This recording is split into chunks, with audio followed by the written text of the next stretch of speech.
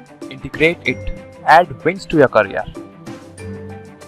Hello guys, welcome back to our channel integrate it. आज अपन RCC design के बहुत सारे क्वेश्चन करने वाले हैं। तो ठीक है, आज अपन जितना सिलेबस पढ़ रखा है, कौन कौन से देखो, एलएसएम, डब्ल्यूएसएम, बीम्स, ठीक है, शियर रिइंफोर्समेंट, टॉर्शन, स्लैब, जितना भी अभी तक अपन ने कवर किया है सबके क्वेश्चन प्रैक्टिस करेंगे। बहुत इंपॉर्टेंट हमारा ये लेक्चर है आज का। सब जने अपना पेन कॉपी साथ में लेके रखे हो और पहले क्वेश्चन आएगा, क्वेश्चन आप खुद करो, ट्राई करो, नहीं होता फिर उसका सॉल्यूशन देखना। क्लियर? जैसे अपन ने स्ट्रेंथ ऑफ मटेरियल में भी क्वेश्चन सीरीज चलाई थी, वैसे ही सेम हमारा आरसीसी में भी ये प्रैक्टिस क्वेश्चंस का सेकंड लेक्चर है। इससे पहला वाला लेक्चर आ चुका है जो सिर्फ और सिर्फ वो इंट्रोडक्शन वाला, जो छोटा सा कम सिलेबस ही था, ठीक है, 30-40 क्वेश्चन ही होंगे मैक्सिमम, या 30-35 क्वेश्चन थे पिछले लेक्चर में, ठीक है, जो ये प्रैक्टिस क्वेश्चन सेट 01 था। आज का प्रैक्टिस क्वेश्चन सेट 2 है। प्रीवियस ईयर के जितने भी अपने एसएससी है या मोस्ट इंपॉर्टेंट क्वेश्चंस है वो सारे लेके आया हूँ। सिंपल सवाल भी है, आसान सवाल भी है, और सिंपल और आसान तो एक ही हो गया, ठीक है, सिंपल भी है और हार्ड क्वेश्चंस भी है, अच्छे क्वेश्चन है, सारे कवर करें, ठीक है, कुल मिला के पूरा आपका रिवीजन हो जाएगा। अभी तक का आपने जितना भी आरसीसी अपन ने देखा है, ठीक है, 10-12 लेक्चर जितने भी आए हैं, सारा का सारा रिविजन क्लियर। तो देखो, पहला क्वेश्चन आपकी स्क्रीन पर आ रहा है। The shear span is defined as. देखो, मैंने शेयर स्पान लेक्चर्स में नहीं बताया था, इसीलिए नहीं बताया क्योंकि छोटा सा चीज़ है, अपने आप क्वेश्चन में आना ही था, मुझे पता ही था। क्योंकि देखो, जो चीज़ अपन लेक्चर में कवर नहीं करते ना, वो सब कुछ अपना क्वेश्चंस के थ्रू हो जाता है। तो हमारा जो फर्स्ट क्वेश्चन है, शेयर स्पान पूछ रहा है। देखो, नाम से पता चल रहा है शेयर स्पान, ठीक है। तो मुझे क्या मतलब है, शेयर से ही कोई लेना देना होगा, बेंडिंग से तो कोई लेना देना है नहीं। ओके, तो शेयर स्पान हमारा वो स्पान होता है हमारी बीम में जहां शेयर फोर्स कांस्टेंट होता है, ठीक है। देख लो ऑप्शन आपका जो भी आ रहा है। मान लो ये अगर एक सिंपली सपोर्टेड बीम है, ठीक, सिंपली सपोर्टेड बीम है और यहां पर एक लोडिंग लग रही है, तो बताओ इसका शेयर फोर्स डायग्राम कैसे बनेगा। ये W है मान लो, ये लेंथ L1 मान लो, और यहां ये L2 मान लो, और ये भी L2 मान लो, ठीक। तो यहां पर इसका टोटल लोड कितना आएगा, WL1। सिमेट्रिक बीम है तो दोनों डिस्ट्रीब्यूट हो जाएगा, हाफ WL1/2 अपॉन WL1/2। तो शेयर फोर्स डायग्राम इसका कैसे बनेगा, यहां ऐसे, यहां तक कोई लोड नहीं है, बीच में कांस्टेंट, फिर यूनिफॉर्मली डिस्ट्रीब्यूटेड यानी कम, और फिर वापस इधर WL/2, WL1/2। तो ये वाला पोर्शन देखो, मैंने ज़्यादा बना दिया क्या, ये यहीं तक ही है ना, इसको बीम को ये ले लो इधर तक, ठीक है, ये यहाँ तक। तो बताओ ये वाला जो स्पान है जहाँ शेयर फोर्स कांस्टेंट है, वो हमारा क्या कहलाएगा, शेयर स्पान, ठीक है। तो सिंपल, इससे क्वेश्चन आता है ऑब्जेक्टिव में, और हमें ध्यान रखना है कि शेयर स्पान क्या होता है। देखो हमारा कौन सा क्वेश्चन हो गया, आंसर कौन सा हो गया, सी ऑप्शन, ठीक, बिल्कुल आसान। नेक्स्ट क्वेश्चन ट्राई करो, आपकी स्क्रीन पे आ रहा है नेक्स्ट क्वेश्चन, ठीक है। देखो ये न्यूमेरिकल है बट है ऑब्जेक्टिव ही, बहुत आसान है, खुद पढ़ो और खुद ट्राई करो। Second question, the reinforced concrete beam supported on the columns, clear span दे रखा है, इफेक्टिव डेप्थ भी दे रखी है, और carries a uniformly distributed load भी दे रखा है। द डिजाइन शेयर फोर्स, तो शेयर फोर्स डिजाइन कितना होता था, WVUS नहीं लिख रहा, सिर्फ VU लिख रहा हूं, WL इफेक्टिव डिवाइडेड बाय 2, ठीक है। अपन शेयर फोर्स कहां देखते थे बताओ, अगर ये मेरी बीम है सिंपली सपोर्टेड, तो D डिस्टेंस पे देखते थे या फेस ऑफ सपोर्ट पे देखते थे, ठीक, या तो D डिस्टेंस पे देखते थे या फेस ऑफ सपोर्ट पे देखते थे। तो अगर ये तो बिल्कुल बेसिक सवाल ही है, ये वाला जो क्वेश्चन है ना, ये तो बिल्कुल बेसिक सवाल है, अपने को बस क्या निकालना है, share force, design shear force निकालना है। तो अगर मान लो L इफेक्टिव निकालने बैठूं मैं, तो L इफेक्टिव देखो, क्लियर स्पान कितनी है प्लस इफेक्टिव डेप्थ 5.5 मीटर हो जाएगी, ठीक। अगर मैं ये इस फॉर्मूले से निकालता हूँ, ठीक, L इफेक्टिव से, तो WL इफेक्टिव बाई 2, यानी W कितना है देखो, गिवन है 100 into L effective 5.5 divided by 2। देखो यहां से इसको सॉल्व करोगे ना, तो इसको सॉल्व करने से आएगा 275 किलो न्यूटन आएगा, ठीक। बट ये तो ऑप्शन में ही नहीं है, तो अगर मैं सीधे L को L ही ले लूँ, L इफेक्टिव को L लूँ ही ना, अगर मैं फेस ऑफ सपोर्ट पे निकाल दूँ तो L कितना लूँगा मैं, 5 मीटर ही। तो L कितना है हमारा, सॉरी W कितना है, 100 इंटू 5 डिवाइडेड बाई 2, यानी ये कितना आ जाएगा 250 किलो न्यूटन। तो हमारा आंसर क्या हो जाएगा जी, देखो ये दोनों ऑप्शन में नहीं होंगे, ये दोनों ऑप्शन में नहीं होंगे, ये वाला ऑप्शन में है, तो हमें यही निकालना है, सीधी बात है। Answer A. नेक्स्ट क्वेश्चन बहुत अच्छा क्वेश्चन है, ऑब्जेक्टिव बेसिस पे ये अपने आपको मिलेगा ही मिलेगा ये क्वेश्चन, और ये गलतियां करवाता है ये क्वेश्चन। नेक्स्ट क्वेश्चन पढ़ो, थर्ड क्वेश्चन। आज बहुत सारे क्वेश्चन करेंगे अपन, ठीक है, करो next question. The shear capacity of an RCC beam without the shear reinforcement. अब हमें शेयर रिइंफोर्समेंट प्रोवाइड नहीं करना। अगर शेयर रिइंफोर्समेंट प्रोवाइड नहीं करते तो कौन रजिस्ट करता है शेयर को? कंक्रीट, ठीक। तो बताओ क्या होगा आंसर हमारा? जो हमारा टाउ सी है वो ही पूरा का पूरा कर लेगा ना, टाउ सी इंटू बी डी, है कि नहीं? अच्छा सवाल। क्वेश्चन गड़बड़ करते हैं बच्चे, tau V into B D लगा लेते हैं, बट ये नहीं होगा। Tau V B D into क्यों होगा? क्योंकि मेरा पूरा कॉन्क्रीट ही तो रजिस्ट करवा रहा है, टाउ वी तो हमारा नॉमिनल है। क्लियर? नेक्स्ट क्वेश्चन भी अच्छा क्वेश्चन है, करो try. The diagonal tension reinforcement is provided as. Longitudinal bar तो हो ही नहीं सकता, लॉन्गिट्यूडनल बार तो हमारा कौन सा होता है? जो हमारा रिइंफोर्समेंट, मेन रिइंफोर्समेंट होता है टेंशन रिइंफोर्समेंट, वो डायगोनल टेंशन को तो नहीं करता है। डायगोनल टेंशन का रिइंफोर्समेंट अपन उसको नहीं कहते। शेयर रिइंफोर्समेंट वाला अपन ने कहा था कि जो डायगोनल क्रैक्स आते हैं, याद है ना, वेब शेयर क्रैक्स या डायगोनल शेयर क्रैक्स, उसके लिए हमें शेयर रिइंफोर्समेंट प्रोवाइड करना है। और शेयर रिइंफोर्समेंट कैसे कैसे प्रोवाइड करते हैं अपन? या तो वर्टिकल बार्स लगाते हैं, वर्टिकल ऑप्शन में है, नहीं है, और इंक्लाइन लगाते हैं, इंक्लाइन भी ऑप्शन में नहीं है। एक और बताया था मैंने, बेंट अप बार्स बताया था कि उसी हमारा रिइंफोर्समेंट को अपन बेंट कर देते हैं। तो बताओ कौन सा आ गया हमारा option? B option. Next, the shrinkage in a concrete slab. ठीक है, तो श्रिंकेज जो हमारा स्लैब होता है, कंक्रीट स्लैब में श्रिंकेज से हमें कौन से क्रैक्स आते हैं? मैं बताया था, देखो ये बिल्कुल लेक्चर के सवाल हैं सारे के सारे। मैंने जब लेक्चर भी पढ़ा था तो मैं यही बोल रहा था कि मैं जितनी भी चीज़ें बता रहा हूँ वो सब एक एक क्वेश्चन से। ओके, मैंने जितना भी आपको सिलेबस पढ़ाया है लेक्चर्स में, हमारे आरसीसी डिज़ाइन में, बिल्कुल सिलेबस के वाइज हिसाब से पढ़ाया है, बिल्कुल पॉइंट टू पॉइंट पढ़ाया है, ठीक, ना ज़्यादा पढ़ाया है ना कम पढ़ाया है। तो बताओ, टेंशन क्रैक्स सिंपल, श्रिंकेज वाला, ये आपको ऑप्शन बी मिल जाएगा।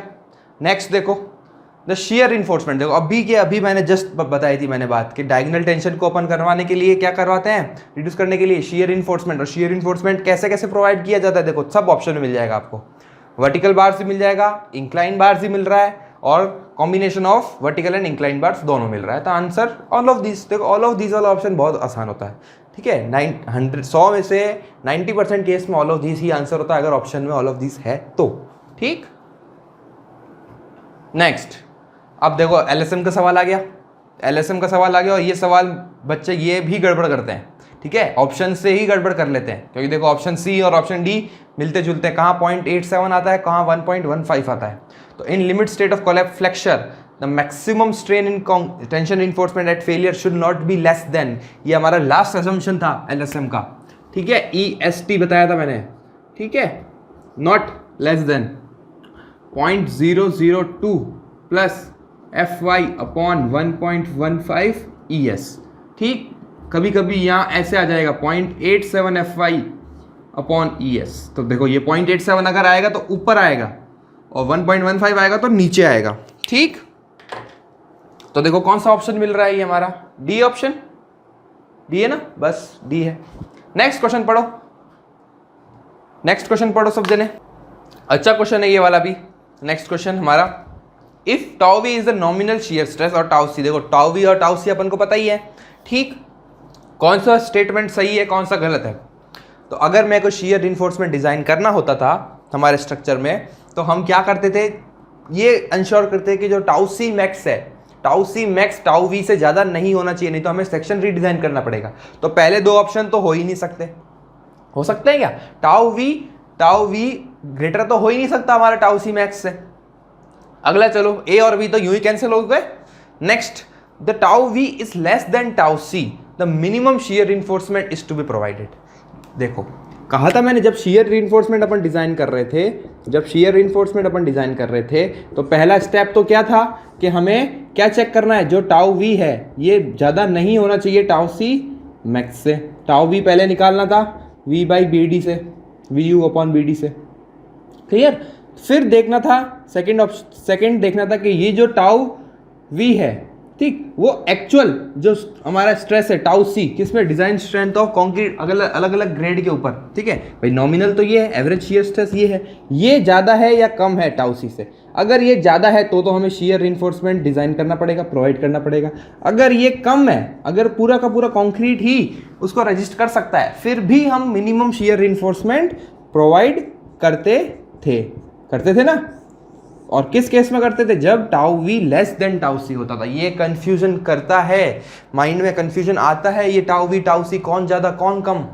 क्लियर, लेक्चर में बताया था मैंने ये चीज़। नेक्स्ट देखो, नेक्स्ट क्वेश्चन बहुत अच्छा क्वेश्चन है। यहाँ बच्चे फिर गड़बड़ करते हैं। देखो क्या होता है, अपन को जब अपन पढ़ते हैं ना तब तो अपन को सब समझ में आता है, पर जब अपन एग्जाम में बैठते हैं, जब क्वेश्चन करने बैठते हैं ना, तब कंफ्यूजन क्रिएट होता है, क्योंकि तब हमें एक साथ एक ही जैसी चीज़ें दिखती हैं, ठीक है। तो हमारा माइंड कंफ्यूज हो जाता है कि अच्छा ये था या वो था। नेक्स्ट क्वेश्चन देखो, ये स्पेसिंग ऑफ द स्टीरअप्स, बहुत अच्छा क्वेश्चन है। मैंने क्या बताया था, मैंने बताया था जब अपन स्टीरअप्स प्रोवाइड करते हैं, स्टीरअप्स क्या होती है, जो हम शियर रिइंफोर्समेंट प्रोवाइड करते हैं, ठीक है।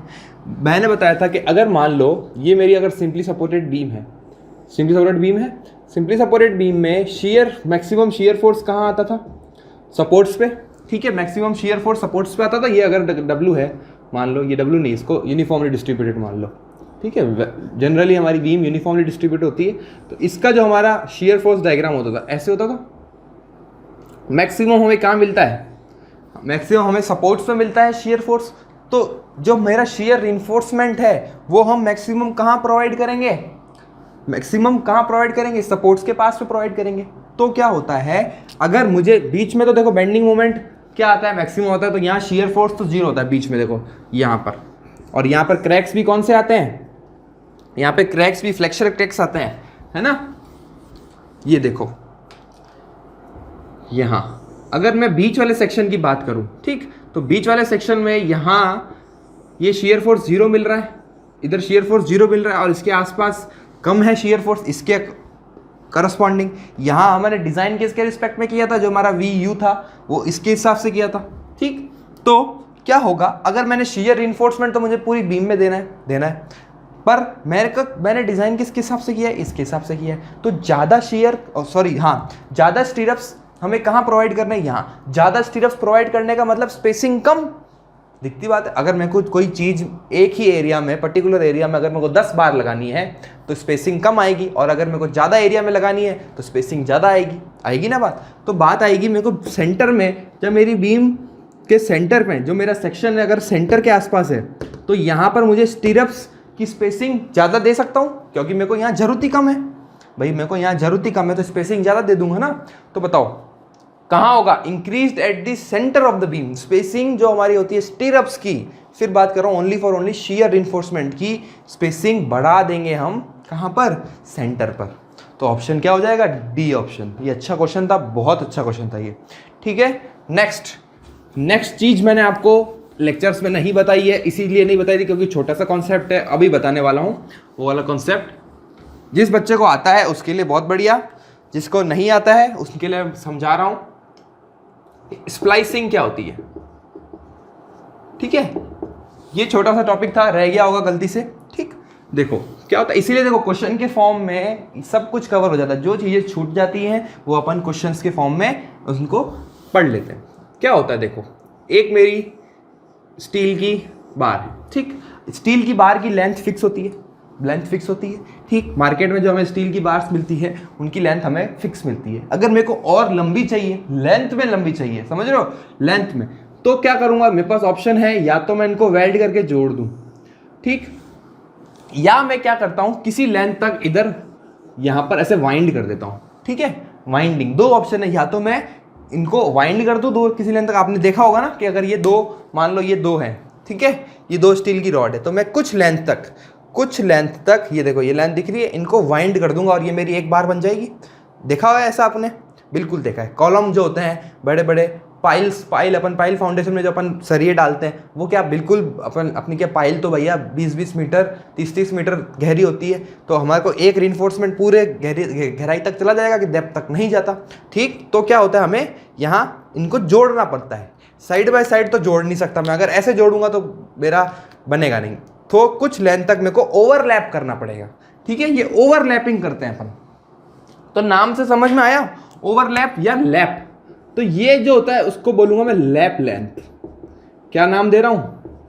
Lap length. ठीक है, ये ओवरलैप कर दिया अपन ने, दो बार्स को अपन ने ओवरलैप करके वाइंड कर दिया। ठीक है, तो ये हमें को एक दो जॉइंट, जो अपन ने ये जॉइंट मिल गया हमको एक बार, ये अब ये पूरी एक बार इतनी बड़ी बन गई हमारे को। अगर लॉन्गिट्यूडनली जहाँ हमें प्लेस करनी है, ठीक है, या भले कॉलम में प्लेस करनी है, कहीं भी पाइल में प्लेस करनी है, तो हमें अगर 2 बार की नीड है, लेंथ की ज़्यादा नीड है, तो हम या तो भाई इधर वेल्डिंग कर सकते हैं एक ऑप्शन, या एंगल वाइंड कर सकते हैं। तो ये लैप लेंथ जो होती है, ठीक है, जिस लेंथ पर अपन ओवरलैप करते हैं, ये लेंथ भी फिक्स होती है और ये आईएस कोड में हमें गिवन है। ओके, आईएस 456 में गिवन है। ये जो लैप लेंथ होती है, मैंने डेवलपमेंट लेंथ बताया था ना, उसी से ही कंसीडर लेंगे। अगर लैप लेंथ की बात कर रहा हूं कंप्रेशन में, फर्स्ट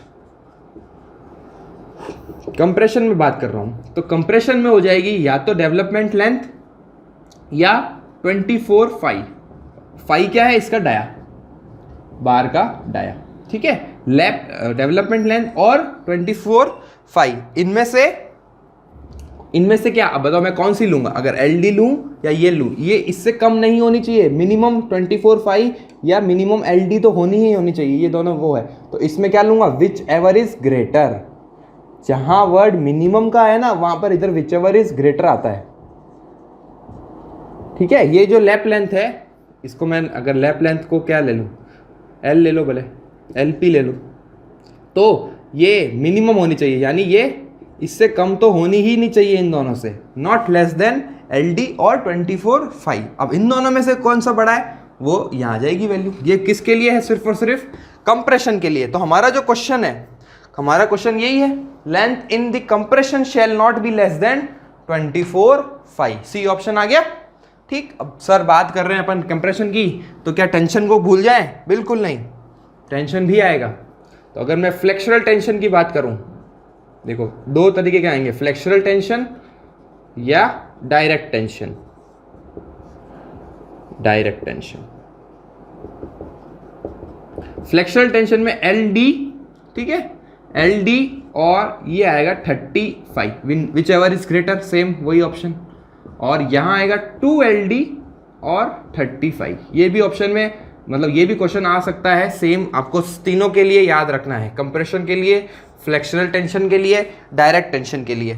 ओके, मोस्ट इंपॉर्टेंट है ये स्प्लाइसिंग वाला कॉन्सेप्ट। लेंथ, लैप लेंथ होती है, ठीक है, ये रह गया था ये लेक्चर्स में, यहाँ कवर कर लिया अपन ने। नेक्स्ट क्वेश्चन भी बहुत अच्छा क्वेश्चन है, ये ईएस का क्वेश्चन है। ठीक है, आज अपन ने सारे क्वेश्चन किए हैं। ठीक है, पढ़ो, नेक्स्ट क्वेश्चन करो ट्राई, बहुत अच्छा क्वेश्चन है।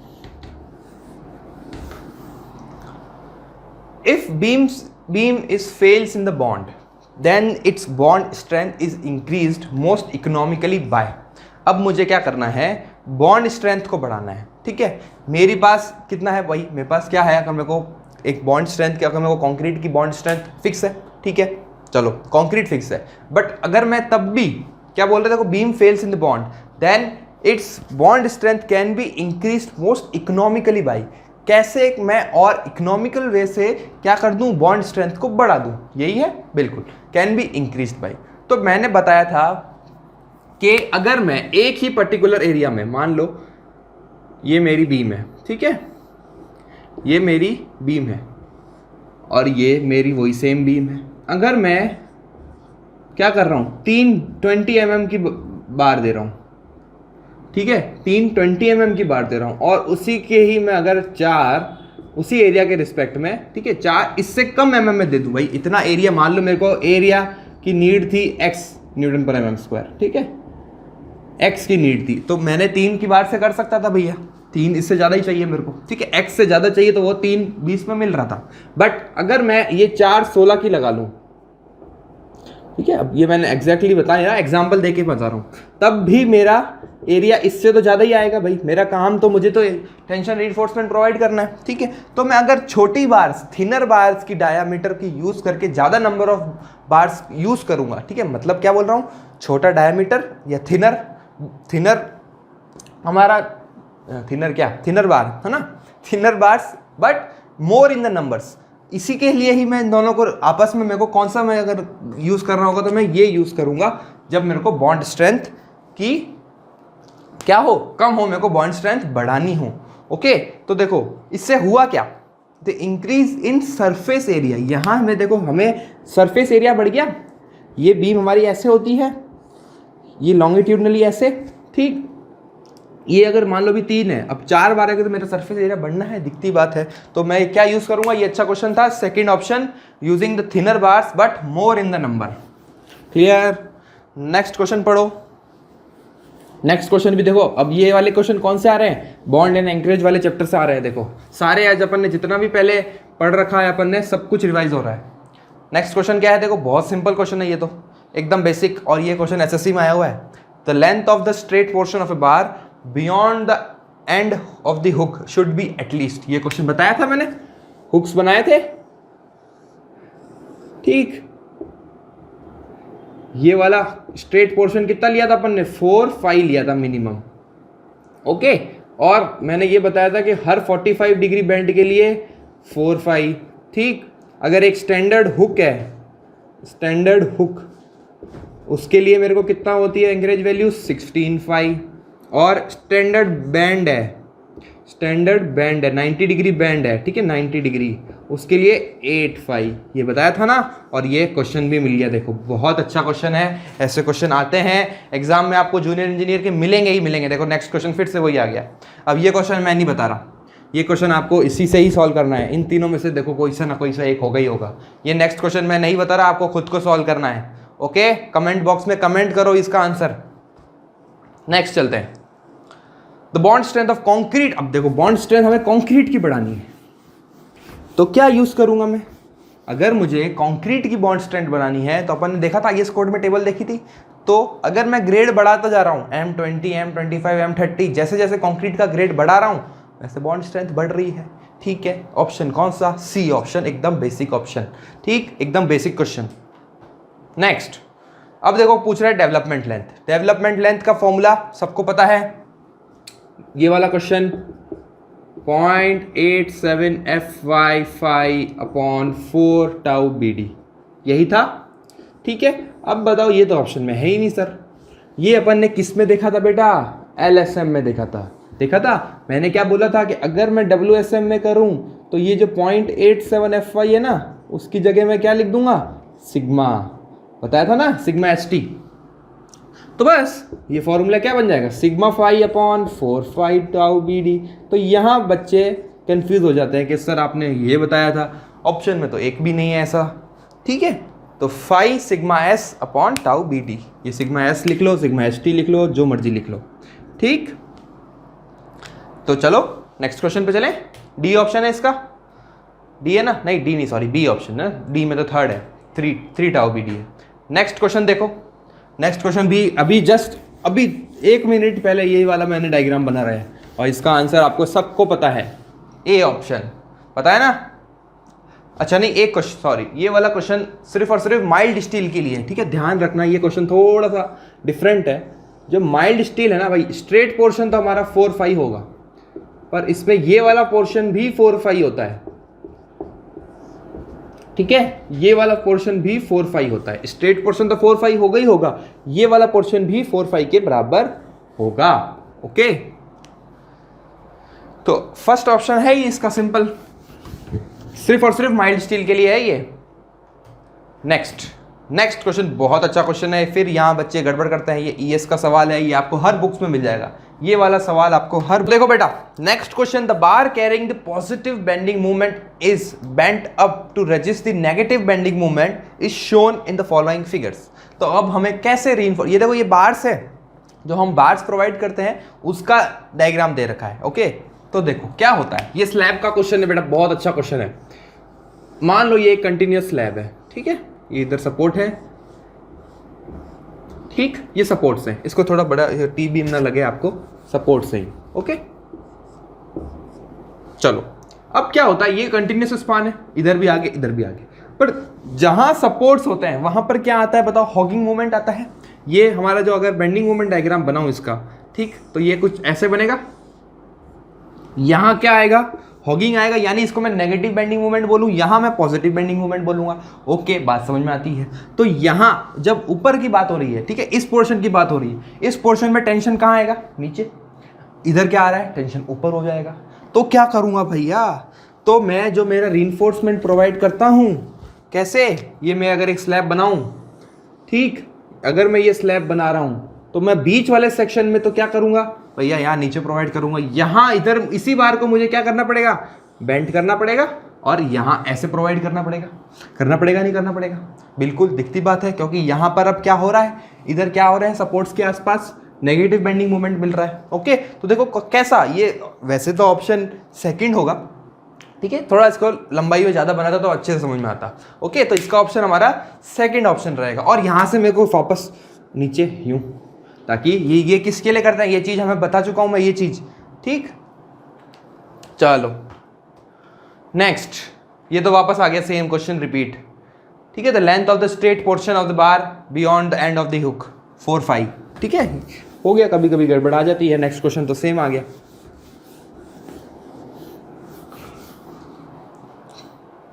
नेक्स्ट, अब देखो वापस कोडल प्रोविजन क्या आ गया बीम्स के ऊपर, ठीक है। लेटरल स्टेबिलिटी को अपन ने इंश्योर करने के लिए, याद है क्या बनाया था? कोड से अपन ने देखा था टू एंश्योर लेटरल स्टेबिलिटी। ये नेक्स्ट क्वेश्चन बेटा बहुत अच्छा क्वेश्चन है, इसके ऊपर क्वेश्चन आएगा। अगर सिंपली सपोर्टेड बीम है तो L not greater than 60B और 250B स्क्वायर बाई डी। अब देखो फिर आया बात नॉट ग्रेटर देन, तो जहां मैं ग्रेटर देन की बात करूंगा, जहां नॉट ग्रेटर देन की बात करूंगा ना, वहां हो जाता है विच एवर इज लेस। देखो वहां बहुत बच्चों को कंफ्यूजन होता है कि सर ये विच एवर इज लेस और विच एवर इज ग्रेटर में बहुत कंफ्यूजन है। तो बेटा बहुत आसान है, इसमें कोई रॉकेट साइंस नहीं है। जब भी नॉट ग्रेटर देन, यहां नॉट ग्रेटर देन होता है ना, तो यहां विच एवर इज लेस होता है। और यहां भी जैसे अपन ने वो किया था लैप लेंथ में किया था ना, LP should not be less than 24 5 और 24 5 और क्या था, डेवलपमेंट एंड LD था कि नहीं था। अब इसमें देखो ये नॉट लेस देन है, तो यहां आ जाएगा विच एवर इज ग्रेटर, ठीक है, विच एवर इज ग्रेटर। तो ये आपको डाउट एकदम क्लियर हो गया होगा मेरे हिसाब से कि विच एवर इज लेस कब आता है, विच एवर इज ग्रेटर कब आता है। देखो ये वाला क्वेश्चन, ये जो अभी क्वेश्चन आप देख रहे हो, विच एवर इज लेस और विच एवर इज मोर दोनों ही ऑप्शन में है, तो यहां गड़बड़ होती है। और एक क्वेश्चन गलत, एक आंसर गलत, सिलेक्शन बिल्कुल गया हमारा। एक क्वेश्चन से हमारा सिलेक्शन रुक जाता है। फिर बोल रहा हूं मैं, एक क्वेश्चन बहुत इंपॉर्टेंट रहता है। आंसर अगर देखो आते हुए भी गलत करेंगे हम, ये क्वेश्चन हमें आते, ये देखो ये क्लॉज भी पढ़ के गया मैं, बट फिर भी मैं गलत करके आया, तो मेरा ऐसा पढ़ने का क्या फायदा है ना। नेक्स्ट क्वेश्चन भी अच्छा क्वेश्चन है और यहां भी गड़बड़ करते हैं। आज में जितने भी देखो मैक्सिमम क्वेश्चन ऐसे ही हैं जहां बच्चे गड़बड़ करते हैं। आप देखो आता है बट फिर भी अपन आंसर रॉन्ग लगा के आएंगे। इन डबली रीइंफोर्स सेक्शन, देखो question, in doubly reinforce section the total reinforcement percentage of steel should not exceed. देखो मैक्सिमम रीइंफोर्समेंट की बात हो रही है यहाँ पर, सारे देखो कोडल प्रोविजन से कंप्लीटली। मैक्सिमम रीइंफोर्समेंट कितना होता है मेरी बीम में बताओ, सबको पता है 4%। तो आंख बंद करके सब जने ए ऑप्शन लगा के आएंगे, ठीक है, क्योंकि 4% है, सबको पता है। बट बात हो रही है डबली रीइंफोर्स की। डबली रीइंफोर्स बीम में बेटा कंप्रेशन और टेंशन दोनों रीइंफोर्समेंट होता है और दोनों की परसेंटेज क्या होती है, 4% और 4%। तो टोटल कितना आ गया, टोटल 8% आ गया ना मेरे भाई, ठीक है। तो 4% तो सिर्फ सिंगली रीइंफोर्स के लिए था, या मैं कह दूं सिर्फ और सिर्फ टेंशन रीइंफोर्समेंट के लिए था, और 4% अब कंप्रेशन के लिए भी आ गया, तो टोटल 8% हो गया। बिल्कुल आसान, सी ऑप्शन। नेक्स्ट क्वेश्चन देखो, बहुत सिंपल क्वेश्चन, अब सिंपल क्वेश्चन भी आ गया, ठीक है, बट यहां भी फिर गड़बड़ होती है, बच्चों को कंफ्यूजन होता है। कैंटिलीवर में ये तो देखो स्टार्टिंग जब अपन ने स्ट्रेंथ ऑफ मटेरियल पढ़ी थी उसी का सवाल आ गया, ठीक। कैंटिलीवर में टेंशन कहाँ आता है, ऊपर, कंप्रेशन कहाँ आता है, नीचे। तो टेंशन रीइंफोर्समेंट कहाँ प्रोवाइड करेंगे बेटा, न्यूट्रल एक्सिस के ऊपर। क्यों, क्योंकि हमारा जो मेन रीइंफोर्समेंट हो सकता है या लॉन्गिट्यूडनल रीइंफोर्समेंट या टेंशन रीइंफोर्समेंट हम कहाँ प्रोवाइड करते हैं, टेंशन जोन में। तो टेंशन जोन कैंटिलीवर में कहाँ होता है, न्यूट्रल एक्सिस के ऊपर। तो ऑप्शन देखो कौन सा बन रहा है, above the neutral axis, A option. Next देखो वर्किंग स्ट्रेस मेथड के ऊपर क्वेश्चन आ गया। क्या पूछ रहा है इस क्वेश्चन में, देखो लीवर आर्म, बहुत आसान, लीवर आर्म जेड कितना होता है, डी माइनस एन बाई 3। याद है, ये अपन ने ऐसे ट्राइंगल बनाया था, ये एन बाई 3, एन ये एन थी, ये एन बाई 3 था कि नहीं था, ये पूरा एन था, और यहाँ ऐसे ये पूरी कितनी थी, ये लीवर आर्म थी, ये पूरा कितना था, डी था, तो डी माइनस एन बाई 3 क्या हो जाएगा हमारा, ये पूरी एन, ये पूरी डी, ठीक है, ये एन बाई 3, जहाँ हमारा ये सी लग रहा है और जहाँ हमारा ये टी लग रहा है, ये वाली सी और टी ये लीवर आर्म कहलाती है, और ये जेड कितनी हो जाएगी, डी माइनस एन बाई 3 हो जाएगी। ओके, नेक्स्ट इफेक्टिव स्पान के ऊपर भी क्वेश्चन आ गया। देखो इफेक्टिव स्पान के ऊपर भी क्वेश्चन आ गया है। इफेक्टिव स्पान की मैंने क्लॉज लिखाए थे, याद है ना, कंटिन्यूअस में और सिंपली में भी, सिंपली सपोर्टेड में भी और कैंटिलीवर में भी। तो देखो कैंटिलीवर का तो बहुत आसान है, एल इफेक्टिव कितना आएगा, L not clear span plus D by 2 और प्लस डब्ल्यू बाई 2। अब बताओ इसमें से क्या आएगा, which ever is less. Okay, जो भी कम होगा वो हमें इफेक्टिव स्पान लेना है। तो देखो इसमें तो सिर्फ एक ही ऑप्शन है, डी बाई 2 वाला, इफेक्टिव डेप्थ बाई 2 वाला ही ऑप्शन है, बी ऑप्शन है। अच्छा, नेक्स्ट टॉर्शन का क्वेश्चन भी आ गया। देखो सारे क्वेश्चन मिक्स हैं आज, टॉर्शन के क्वेश्चन भी आ चुके हैं, पढ़ो, बहुत आसान। टॉर्शन जो हम इक्विवेलेंट मोमेंट भी निकालते थे टॉर्शन के लिए और इक्विवेलेंट शियर भी निकालते थे, याद है ना। तो the torsion resisting capacity of a given reinforced section increases with increase in stirrups and longitudinal steels, ठीक है ना, क्योंकि टॉर्शन की रेजिस्टिंग कैपेसिटी मेरे को बढ़ानी है, तो मैं क्या करूंगा, मेरा लॉन्गिट्यूडनल रीइंफोर्समेंट भी बढ़ाऊंगा और मेरा शियर रीइंफोर्समेंट भी बढ़ाऊंगा। तो डी ऑप्शन बिल्कुल आसान। नेक्स्ट क्वेश्चन बेटा बहुत अच्छा क्वेश्चन है, ठीक है, अच्छा तो मतलब कुछ नहीं है, आसान ही है, बट न्यूमेरिकल है इसलिए बच्चे गड़बड़ा जाते हैं, ठीक है, डर जाते हैं इस क्वेश्चन को देख के। है कुछ भी नहीं इस क्वेश्चन में, कुछ भी नहीं है।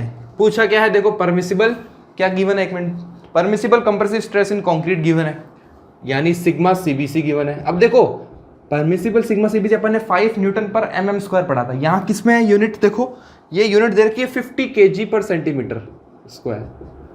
ध्यान रखना ये 50 kg पर, ये मत समझ जाना सर 50 कहाँ से हो गई, ठीक है, 5 होती है अगर न्यूटन पर mm स्क्वायर की बात करूं तो 5 किसके लिए होती थी, m 15 के लिए, 15 डिवाइडेड बाई 3, याद है ना, तो ये 5 आती थी, तो ये 50 वही वाला है, ये M15 कंक्रीट की बात हो रही है। और क्या गिवन है मेरे पास, स्टील गिवन है, देखो सिग्मा एसटी भी गिवन है, सिग्मा एसटी कितना गिवन है, 1400 kg पर सेंटीमीटर स्क्वायर, यानी देखो ये किस में होता है, 140 न्यूटन पर mm स्क्वायर होता है ना, याद है, बिल्कुल याद है, सबको बच्चों को याद है, मैंने एक एक क्लास में चीज बता रखी है। मॉड्यूलर रेशियो भी गिवन है m। तो बताओ मुझे चाहिए क्या, डेप्थ। तो बताओ जो मेरा बेंडिंग मोमेंट होता है m, वो क्या बताया था मैंने, आर बी डी स्क्वायर बताया था। ये r क्या था, half sigma CBC into J into के, ये था ना। जे क्या था हमारा लीवर आर्म डेप्थ फैक्टर, के क्या था हमारा न्यूट्रल एक्सिस डेप्थ फैक्टर, और जे की वैल्यू कितनी थी, 1 माइनस के बाई 3 थी, और के कितना था, के था m सिग्मा सीबीसी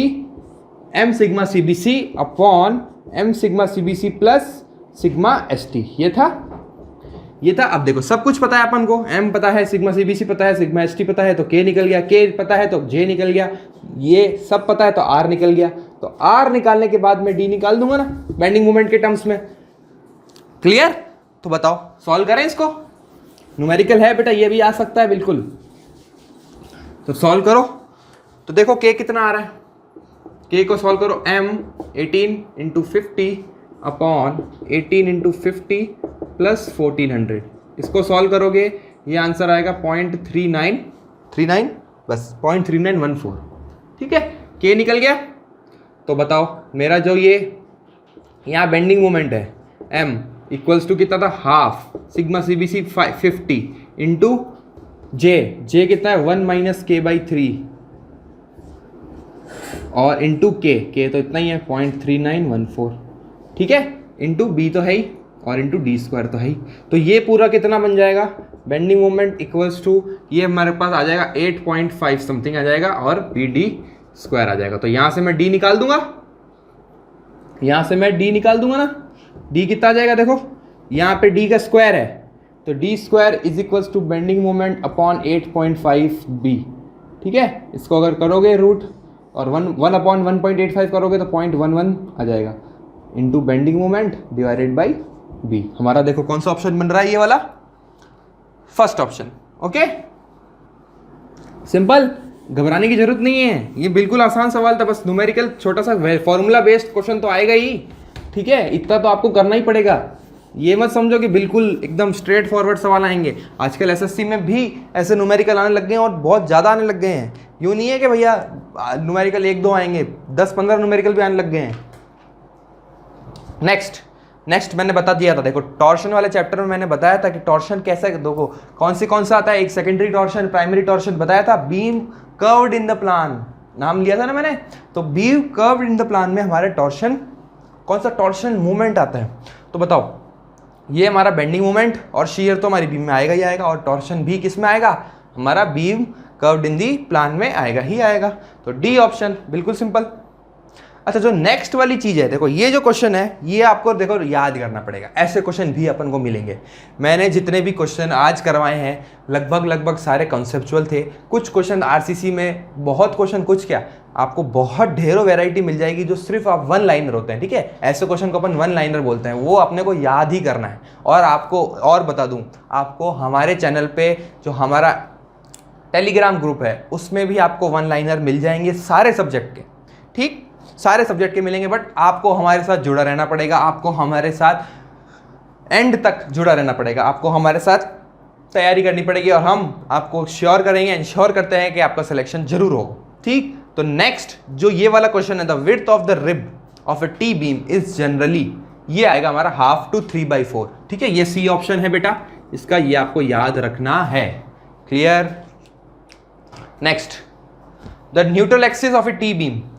अब देखो टी बीम का क्वेश्चन भी आ गया, तो टी बीम का जो न्यूट्रल एक्सिस होती है वो कहाँ हो सकती है, ये मेरी टी बीम, ये मेरी टी बीम, ठीक है, फ्लैंज के अंदर, वेब के अंदर, और बिलो द स्लैब भी हो सकती है। देखो एट द बॉटम है, यहां पर भी हो सकती है, ये स्लैब मान लो, कर ये स्लैब है, इधर भी तो आ सकता है मेरा न्यूट्रल एक्सिस, ये वाली इस पोजीशन पे भी आ सकता है, यानी ऑल ऑफ दी, वो हमारा ऑप्शन डी। नेक्स्ट क्वेश्चन देखो, बहुत अच्छा क्वेश्चन है। ठीक है, ये वाला मैंने क्वेश्चन लिया नहीं था वर्किंग स्ट्रेस मेथड में, क्योंकि ये बहुत रेयर चांस पे पूछा जाता है, बट फिर भी क्वेश्चन आ गया तो हमें करना पड़ेगा। ठीक है, WSM का क्वेश्चन है, मैंने सिर्फ और सिर्फ लिमिट स्टेट मेथड से ही टी बीम बताई है, WSM से नहीं बताई, और अभी यहाँ पर हो जाएगा ये। ठीक है, इसलिए देखो अपन ने क्वेश्चन जो छूट जाता है, वो जो टॉपिक छूट जाता है वो क्वेश्चन के फॉर्म में हो जाता है ना। ये मेरी टी बीम है ना, अब मेरे को क्या बनाना है, स्ट्रेन डायग्राम बनाना है। क्लियर, ये बना दो स्ट्रेन डायग्राम। ये मेरी न्यूट्रल एक्सिस, ये कितना था, n था, इसको मैंने ds लिखा है, देखो depth of the slab n लिखा हुआ है यहाँ पे, हाँ n ही है। ठीक है, ये n वाला हमारा न्यूट्रल एक्सिस है। ओके, ये मेरी विड्थ है b, ये आ गया। ओके, बात समझ में आती है, सब हो गया। ये वाली लेंथ कितनी आ गई मेरे पास, ये आ गई मेरे पास n - ds आ गई। क्लियर? तो बताओ, अगर मुझे depth of the neutral axis निकालनी है तो c = t करता था, तो पहले ये फ्लैंज वाला देखो, तो फ्लैंज वाला आ जाएगा b इंटू ये चीज अपन ने देखो सिंगली रिइंफोर्स में भी की थी, b इंटू n/2 की थी, बट अब यहां पर ये n की जगह क्या लूंगा मैं, ds लूंगा ना। यहां पर क्या लूंगा, देखो ds लूंगा, क्योंकि ये सिर्फ इतना ही है, इसका एरिया तो इतना ही है, तो ds इंटू, अब मेरे को कहाँ चाहिए बताओ, मेरे को इधर से डिस्टेंस चाहिए, यानी ये कितनी हो जाएगी मेरे को बताओ देख के, ये आएगी मेरे पास n -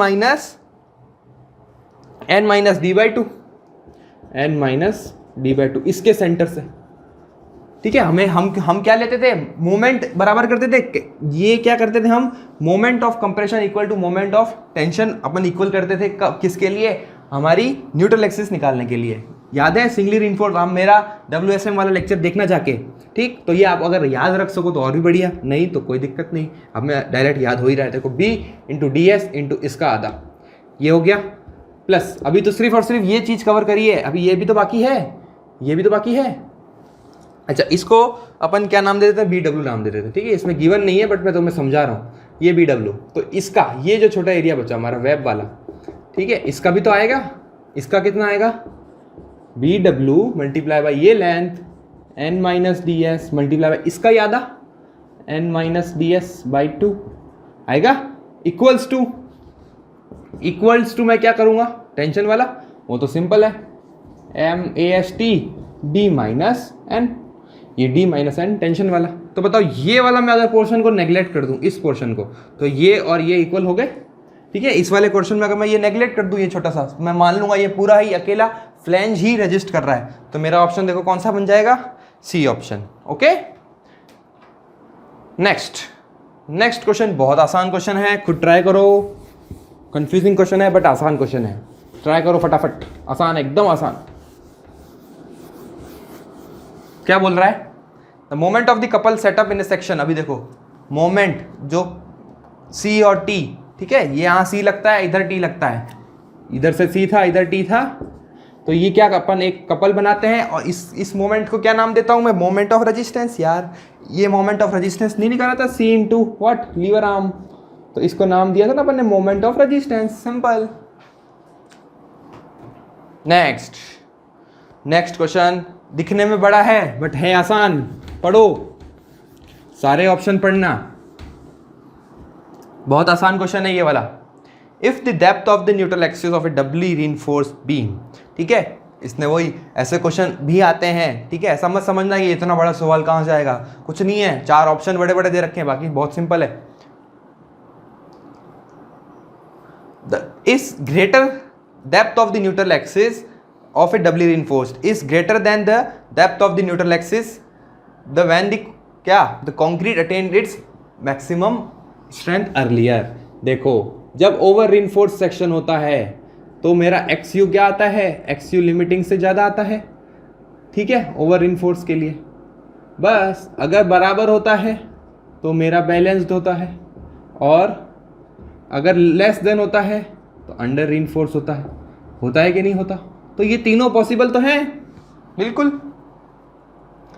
बट पॉसिबल तो है ये माना, बट ओवर रिइंफोर्स में होता क्या है, एक्चुअल में प्रोसेस क्या होता है, कंक्रीट पहले अकर कर ले जाता है ना, कंक्रीट हमारे जो स्ट्रेंस होता है मैक्सिमम स्ट्रेंस कंक्रीट में पहले आ जाता है स्टील से, तभी तो हम बोलते हैं कि नहीं हमें ओवर रिइंफोर्स सेक्शन नहीं चाहिए, हमें अंडर रिइंफोर्स चाहिए, स्टील में पहले आने चाहिए। और स्टील क्या होना चाहिए, स्टील डक्टाइल मटेरियल है, तो स्टील में पहले मैक्सिमम स्ट्रेंस अकर होने चाहिए कंक्रीट से, नहीं तो ब्रिटल फेलियर हो जाएगा अगर ओवर रिइंफोर्स सेक्शन मैंने बना दिया। तो ऑप्शन डी है, ऑल ऑप्शन करेक्ट, सारे ऑप्शन सही हैं, ठीक है। Next the initial estimate. अब देखो डिजाइन का क्वेश्चन आ गया, the initial estimate for a beam design the width is. देखो मैंने क्या बताया था, जब मैंने डिजाइन का पूरा क्वेश्चन किया था, मैंने कितना लिया था, L/D को लिया था 10। यहाँ क्या है, ये क्या है, D क्या होती है, इफेक्टिव डेप्थ है, यानी ये इफेक्टिव डेप्थ जो होती है ना वो L/10 to L/12 लेते हैं अपन, ठीक है, इन जनरल, ये इन जनरल की बात हो रही है। और मैंने क्या बोला था सर, B/D जो होता है ना उनका रेशियो लगभग हाफ होता है, ठीक। तो बताओ अगर B/D है तो इधर मैं D की जगह B कर दूं, इधर मैं D की जगह, तो ये L/20 to L/24 हो जाएगा, होगा कि नहीं होगा, ये आपको दोनों को याद रखना है। फिर थोड़ी बात है याद करने वाली, ये दोनों चीज़ें आपको याद रखनी है। ऑप्शन अपना कौन सा मिलेगा, L/20, बी ऑप्शन, ओके। जो रफ इनिशियल एस्टिमेट अपन मानते हैं, जो अपन सेक्शन मानते हैं इनिशियली, वो या तो D से मान लेते हैं या B से मान लेते हैं, ओके। पहले या तो D मान लो, उसके बाद B को हाफ ही करना है और कुछ नहीं करना। L/10 to L/12, L/20 to L/24। Next question, in a singly reinforced beam the effective depth is measured. अरे यार ये क्या क्वेश्चन हो गया, effective depth question. Effective depth हम कहाँ से लेते हैं, कंप्रेशन फाइबर, यानी टॉप फाइबर से कहाँ तक, जहाँ तक हमारा क्या होता है, जहाँ तक हमारा टेंशन रीइंफोर्समेंट होता है, ये लेंथ लेते थे ना अपन इफेक्टिव डेप्थ। बस ये तो बिल्कुल ही फर्जी सवाल आ गया। Next question, effective span. फिर से क्वेश्चन आ गया, देखो कोडल प्रोविजन के ऊपर इफेक्टिव स्पान, सिंपली सपोर्टेड के इफेक्टिव स्पान, ठीक है। ट्राई करो खुद ब खुद, सब जने खुद ट्राई करो। पहले the clear distance between the support, नहीं, क्लियर डिस्टेंस, क्लियर स्पान को अपन इफेक्टिव स्पान थोड़ी बोलते हैं, half the clear distance plus width of the column, ये भी नहीं। L/2 प्लस डी कब किया अपन ने? कभी नहीं किया। 0.7 टाइम्स क्लियर डिस्टेंस, ये भी नहीं किया। सेंटर टू सेंटर डिस्टेंस, ठीक है, L plus W/2 plus W/2, याद है ना, ये मैंने बताया था। ये अगर सपोर्ट, ये L0, ये W, ये W, तो इसकी सेंटर टू सेंटर डिस्टेंस ही तो अपन ने इफेक्टिव स्पान ली थी एक बार, L प्लस W या L0 प्लस D, ये दोनों में से कोई भी नहीं, विच एवर इज लेस। ठीक, तो डी ऑप्शन। नेक्स्ट चले, minimum percentage of steel in RCC slab. अब देखो स्लैब के क्वेश्चन आ गए। स्लैब के क्वेश्चन बहुत आसान मिलेंगे बेटा, बहुत सिंपल है, ठीक है।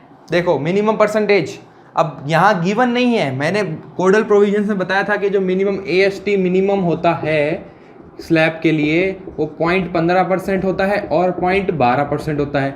ये माइल्ड स्टील के लिए होता है और ये HYSD के लिए होता है। दोनों ही ऑप्शन में है, बट क्वेश्चन में गिवन ही नहीं है सर कौन सा स्टील कौन सा लेना है, तो दोनों सही है, ठीक है, ये दोनों सही है। 0.15 भी सही है, 0.12 भी। अगर माइल्ड स्टील गिवन होगा तो 0.15, ये ढंग से नहीं लिखा ना, 0.15, ठीक है। अगर माइल्ड स्टील है तो 0.15, HYSD है तो 0.12%। Okay, next, the maximum permitted spacing of the main bars. अब स्पेसिंग के ऊपर भी क्वेश्चन आ गया, ये भी डायरेक्ट बता चुका हूं मैं, ठीक है। मेन बार्स के लिए, मेन रिइंफोर्समेंट के लिए कितना देते थे? 3D और 300 mm, और डिस्ट्रीब्यूशन के लिए कितना लेते थे? 5D और 450 mm, याद है ना। बस 3D या कौन सा 300, कौन सा ऑप्शन में 3D है मेन बार्स के लिए। Next, in case of two way slab the depth of the slab is based on, हमारी जो डेप्थ ऑफ द स्लैब होती है, अपन ने मोमेंट के फॉर्मूले में LX लिया था, शॉर्टर स्पान, पिछले लेक्चर की बात है जस्ट, तो answer C. Next, minimum cover भी बता चुका हूं। देखो सारे के सारे अब ये क्वेश्चन बिल्कुल मेरे लेक्चर से ही आ रहे हैं, सारे के सारे अपने कोडल प्रोविजंस ही हैं। 20 mm बता चुका हूं मैं। नेक्स्ट, द कंटिन्यूअस स्लैब दे रखा है और द मिनिमम ओवरऑल डेप्थ। देखो ये अच्छा क्वेश्चन है, ठीक है, ये कोडल प्रोविजंस के ऊपर ही है, बट थोड़ा सा न्यूमेरिकल बना दिया इसने और कुछ नहीं किया। डायरेक्ट कोडल प्रोविजंस ना पूछ के न्यूमेरिकल बना दिया, ठीक है। तो overall depth, span to overall depth, याद है टू वे स्लैब के लिए अपन ने देखा था L/D, capital D, simply supported के लिए और कंटिन्यूअस के लिए 35, 28, 40, 32 देखा था, ठीक है। ये कौन सा है? कंटिन्यूअस है, तो पहले एक बार 40 ले लेते हैं। तो स्पान कितना है? अब देखो स्पान कौन सा लूंगा मैं, ये 3 × 3.5 मीटर है, तो शॉर्टर स्पान कौन सा है? 3 है ना। अच्छा, और ये भी नहीं गिवन है, देखो ये टू वे स्लैब है, पहली बात तो ये भी नहीं गिवन है, तो देखो L/B करके देखो, जो इसकी Ly/LX करके देखो, 2.5 से कम है, 2 से कम है। यहाँ देखो Ly/LX कितना आ रहा है? 3.5/3, ये <2 है, यानी ये कौन सा स्लैब हुआ हमारा? Two way slab. ओके, देखो कितना क्वेश्चन आ गया। एक तो ये भी नहीं पता है कि टू वे स्लैब है या वन वे स्लैब है, फिर हमें ये वैल्यूज पता होनी चाहिए। अब मैं ये लेके देखता हूँ 40, तो L कितनी है? 3 लूंगा मैं, शॉर्टर स्पान, यानी 3000/40, L/40 कर रहा हूँ, ठीक है। किसके लिए? D निकालने के लिए, ओवरऑल डेप्थ। ये L/D की वैल्यूज है, तो ओवरऑल डेप्थ ये हमारे को निकल के आ जाएगी। देखो करो डिवाइड, 7.5 सेंटीमीटर आ रही है।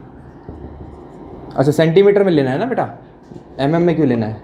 300 लोगे, ठीक है, तो 7.5 सेंटीमीटर, ठीक। तो ये हमारा ऑप्शन मिल गया यही। तो यानी अगर देखो 7.5 नहीं होता ना तो 32 से आंसर आ जाता, क्योंकि गिवन नहीं है। ये किसके लिए था? माइल्ड स्टील के लिए, Fe250, और ये Fe415 के लिए। ओके, नेक्स्ट चलें,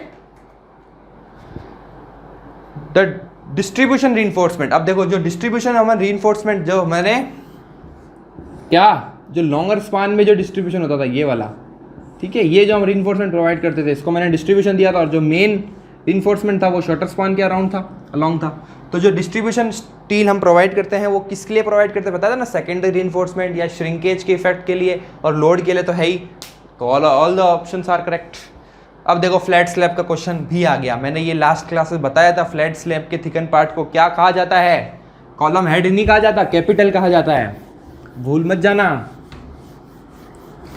कॉलम पे जो अपन ने फ्लैट स्लैब ड्रॉ किया था, याद है ना लास्ट लेक्चर में? जिसने नहीं देखा पहले वो लास्ट लेक्चर जाके देखो, स्लैब वाला, डिजाइन ऑफ स्लैब। मैंने फ्लैट स्लैब बताया था कि फ्लैट स्लैब में ये पहले तो ऐसे ये ड्रॉप, फिर ये ऐसे, ये यूं, ठीक है। और यहां मैं ऐसे इसको मान लेता हूं कि ये हमारा इधर कॉलम, ठीक है, डायरेक्टली कॉलम में सपोर्टेड होता है। और ये जो एनलार्ज्ड हेड होता है उसको मैं क्या नाम देता हूं? कॉलम के कैपिटल, ठीक है। B option. Next last question है, और ये लास्ट क्वेश्चन देखो, ये वाला मैंने मार्कस मेथड से होगा, और ये मार्कस मेथड मैंने क्लास में नहीं बताया है क्योंकि इंपॉर्टेंट नहीं था। अब आ गया तो पढ़ लो, ठीक।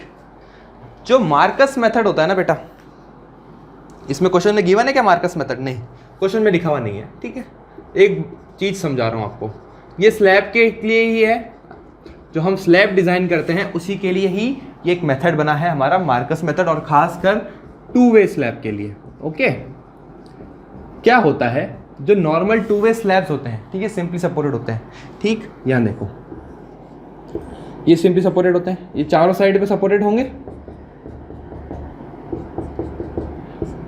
ये चारों साइड पे सपोर्टेड होंगे। क्या होता है, जब लोड आता है तो ये कॉर्नर से उठ जाते हैं, ठीक है, कॉर्नर से उठने का ट्राई करते हैं, ठीक है, अप हो जाते हैं, ठीक है, ये कॉर्नर से लिफ्ट हो जाता है, लिफ्ट सही वर्ड है। ये जो स्लैब है ना वो ऐसा हो जाता है, यूं लिफ्ट हो जाता है कॉर्नर से, क्योंकि दिखती बात है बैंड होएगा तो लिफ्ट हो जाता है अगर सिर्फ सिंपली सपोर्टेड है तो।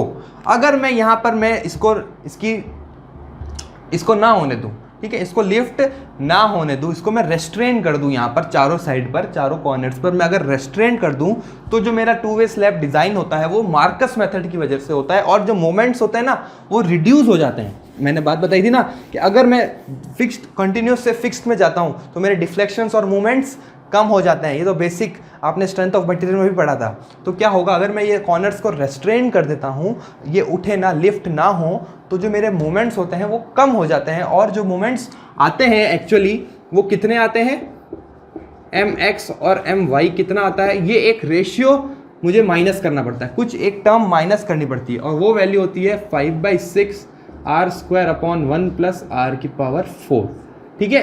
ये टर्म में से मेरे को माइनस करना पड़ता है मेरे जो एक्चुअल मूवमेंट्स होते हैं WLX² / 8 से, ठीक है, जो मैक्सिमम मूवमेंट आता है जितना भी, ठीक। तो ये पूछ क्या रहा है, देखो क्वेश्चन क्या है, the ratio of long and short span of A 2 way slab of A corner is r, ठीक है। ये जो r है ना, ये r क्या है, LY/LX होता है, ये ratio of what, longer span to shorter span, ठीक, विथ कॉर्नर्स हेल्ड डाउन, ठीक है, कॉर्नर्स को अपन ने रेस्ट्रेन किया हुआ है, हेल्ड डाउन कर रखा है, लिफ्ट नहीं होने दिया है। The actual reduction of the bending moment, actual reduction of the bending moment, ये इसको m ले लो, इसको m ले लो, तो रिडक्शन कितना हुआ, दिस टाइम्स m, ठीक है, यानी ये आंसर हमारा कितना रहा, 5/6 r² 1 + r⁴ × m, ये रिडक्शन हो गया।